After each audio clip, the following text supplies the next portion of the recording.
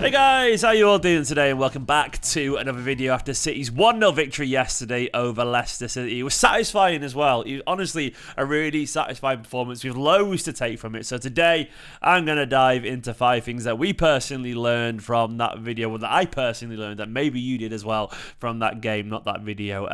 Hope you're all well anyway on this lazy Sunday afternoon.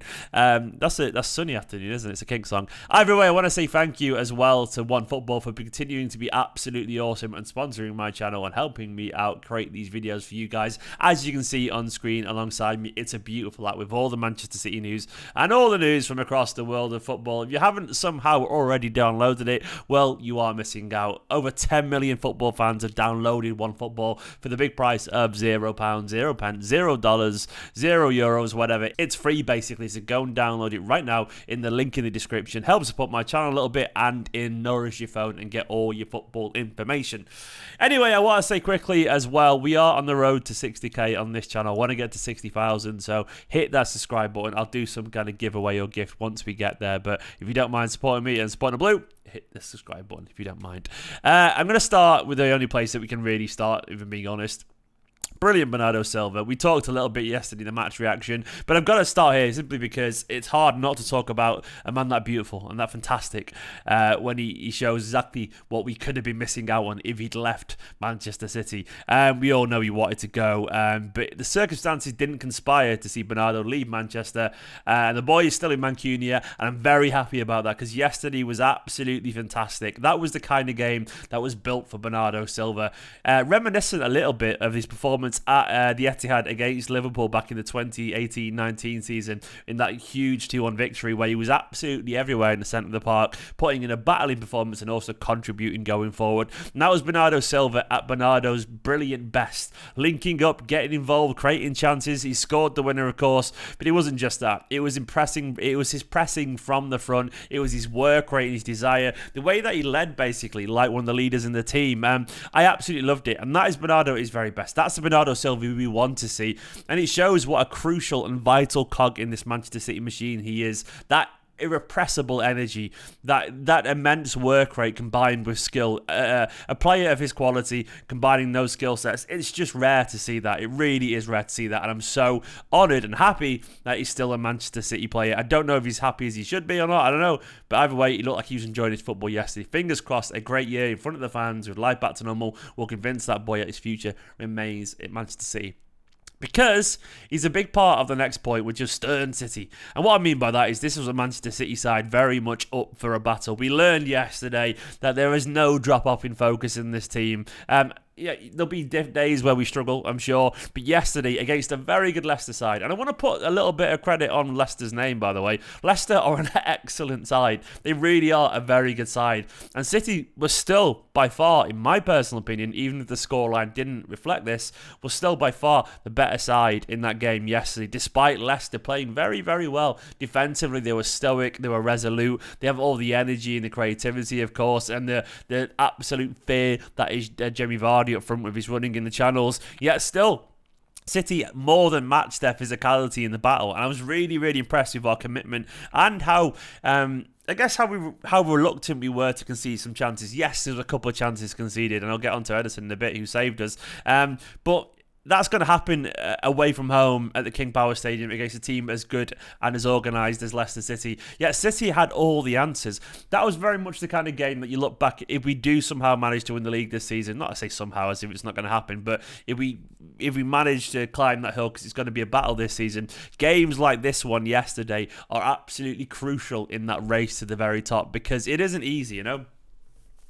It's difficult when Leicester, a team of that quality, decide to frustrate a team. But still, we found enough. We outfought them and outfought them as well. I don't know if the pronunciation was clear enough. Outfought, battled, we fought intelligently as well. The third point I want to talk about is Ederson. I just want to put a little bit of respect to Ederson's name, actually, because people sometimes we don't always appreciate what we've got in front of us. And for Ederson yesterday, he didn't have loads to do, but he made a couple of very crucial saves on the rare occasions that Leicester breached our defence. And he's absolutely world class. Ederson is just world class. There is no one in the world that is perfect. You know, I know. I'm sure the wife would disagree, but she'd be she sat behind me, bless her. What are you saying? I said there's no one in the world that's perfect. I said I'm sure the wife would disagree. Yeah, she is. She is. And thank you. She's been very sweet. But what I was going to say in general, there's always a flaw in someone's skill set, and occasionally Ederson may not save the shot from 20 yards or whatever, or occasionally he may rush out a little bit too energetically. But we can't underestimate just genuinely how good he is at his all-round game. That composure, his agile reflexes, his unique skill set and what he brings to this game. His very mere presence changes how teams set up against us. And Ederson, I love him. He's a mad bastard, but he's our mad bastard. And he's proven yesterday as well, he's not just good with his feet, he's also a very good shot stopper. And those little saves, once again, as I was saying earlier, they can shape a season. And yesterday, Ederson was absolutely huge. As was a guy that I feel like doesn't get anywhere near enough credit as well. Not from the wider public, I mean from our own fans. Generally from our own fans sometimes. Not everyone, of course. Rodri, I would admit he's not Fernandinho, but I mean Fernandinho is one of the greatest defensive midfielders I've ever seen in my lifetime. But what I will say is Rodri's still pretty young. But I thought Rodri yesterday was really good, man. Of course, there'll be the odd moment where, you know, one of Leicester's players gets ahead of him because they are top-class players too. But largely, against a very good midfield, like Esteemed and Maddison, Rodri was on top. The amount of times I saw Rodri just muscle someone off the ball or win a little header or just stick a toe in, it's that dirty stuff that often does go unnoticed, and you don't always appreciate it until it's gone or until it's been seen for a long, long time. But Rodri was really good. And the amount of times he stepped into midfield, won a little loose ball or intercepted something or dispossessed someone, then played a really nice progressive pass. It's always an intelligent pass as well. He's so much better than we give him credit for sometimes. I'm not saying he's perfect, because once again, no one is, but he's still much, much better than we convince ourselves sometimes. A high-quality player. And him alongside Gundogan and Bernardo, it was a really balanced, intelligent midfield, and they didn't really give Leicester a sniff. I think we had 61% possession away from home against a very good side, and that was because of people like Rodri. Look, there are the odd flaw, and occasionally he can look a little bit slow, but he's still a fantastic player. And we need to give him credit when he deserves it. And finally, I want to talk about that depth.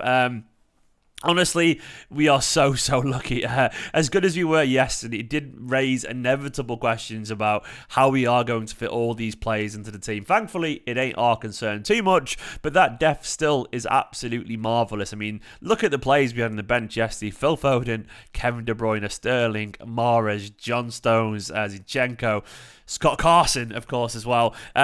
It's just absolutely fantastic. It's genuinely fantastic. And I guess the point you're making as well, that depth we've got as well, shows just how much we've got to improve this season. We still haven't seen Kevin De Bruyne, Phil Foden, Jack Grealish on the pitch at the same time. I cannot wait to see what Guardiola concocts there and how he plans to use all these at the same time, because that could be absolutely mesmerising, and he could hold us in good stead as well towards the business end of the season when the trophies and awards and all that kind of stuff are being dished out, because we do have the depth, we do have the winners, and we do have the know-how to go really, really far. I was really encouraged by yesterday because of the depth, and once again because of the work rate, and because I do think we saw signs that this team is capable of doing what it did last season. They are playing their way into form. They are getting better, and we are getting stronger, and the bench is getting stronger as well. It's a shame because that depth means the likes of Cole Palmer and so on are immediately back with EDS, but we can't deny that yesterday the options looked absolutely mesmeric coming off the bench, and I'm sure against Leipzig and then Southampton and Wickham and Chelsea and so on, we'll see